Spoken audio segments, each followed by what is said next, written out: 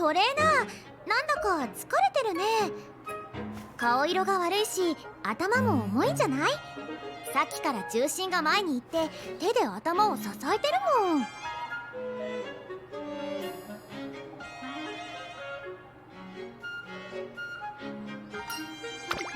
心当たりないって感じ？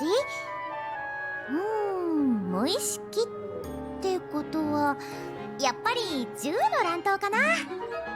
トレーナー室は問題なさそうだし、原因はきっと寮の方ね。よし、思い立ったが吉日、リッキーの抜き打ち風水チェック、レッツゴー。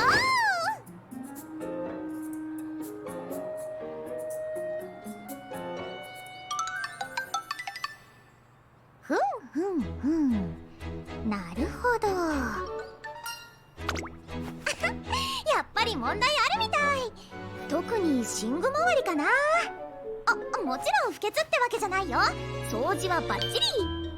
ただ風水的に見るともっとこうした方が運気が上がるんだけどなっていうのがちらほらあるね。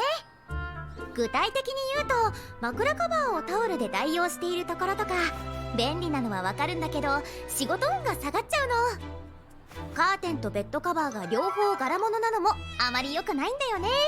陽が強すぎて陰と陽のバランスが崩れちゃったりして。寝巻きはあれ？多分古い服を寝巻きにしてるんだよね。エコなんだけど風水的にはパジャマを買った方がいいかな。他にもいろいろあるけど、とりあえず取り掛かろっか。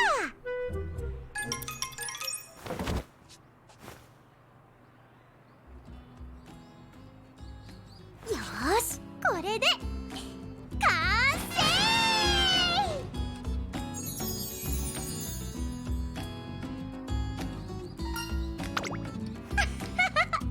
わかるわかる。うまく言葉にできないけれどなんだか変わった。無意識に訴えるパワー、それが風水の本領なんだよ。今日の部屋をキープし続けられたら君も必ずリッキー、ラッキー、私とハッピー。